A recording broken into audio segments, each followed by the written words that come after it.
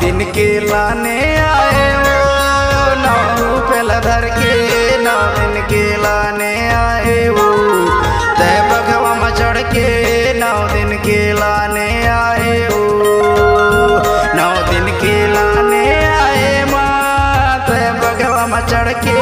9 दिन के लाने आए वो 9 रुपये धर के 9 दिन के लाने आए वो 9 रुपये धर के 9 दिन के लाने आए वो तय बघवा में चढ़ के 9 दिन के लाने आए वो।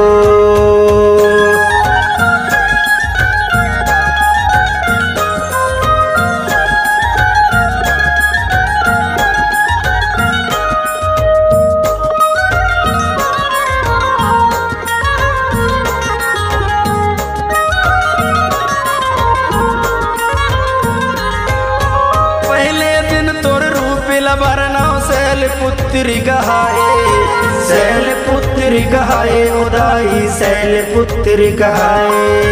दूसर दिन तोर रूप लबंदा ब्रह्मचारिणी कहाए ब्रह्मचारिणी कहाए उदाई ब्रह्मचारिणी कहाए तीसर दिन चंद्र घंटा है दाई तीसर दिन चंद्र घंटा है आए बघवा माँ चढ़ के 9 रुपये धर के 9 दिन के लाने आए वो तय बघवा में चढ़ के 9 दिन के लाने आए वो।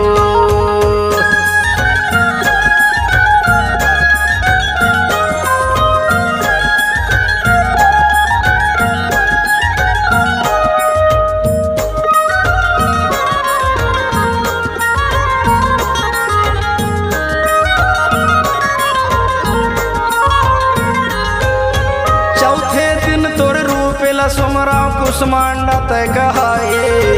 कुसमांडा तय कहाए उदाई कुसमांडा तय कहाए पंचम दिन तोर रूप लवरना स्कंद माता कहाए स्कंद माता कहाए उदाई स्कंद माता कहाए छठवें दिन कत्याने है दाई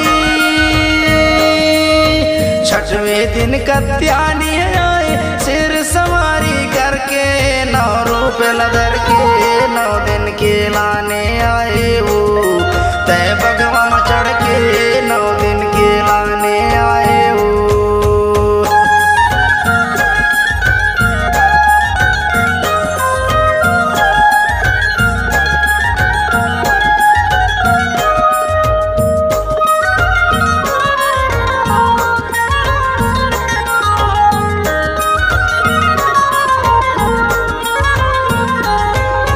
सातवें दिन तोर रूप लबंदो काले रात्रि कहाए काले रात्रि कहाए उदाई काले रात्रि कहाए आठवें दिन तोर रूप लसुमरो महागौरी कहाए महागौरी कहाए उदाई महागौरी कहाए 9वें दिन सिद्धिदात्री है दाई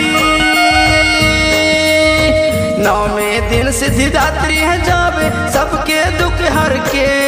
9 रुपये धर के 9 दिन के लाने आए वो तय बघवा में चढ़ के 9 दिन के लाने आए वो 9 दिन के लाने आए वो 9 रुपये धर के 9 दिन के लाने आए वो तय बघवा में चढ़ के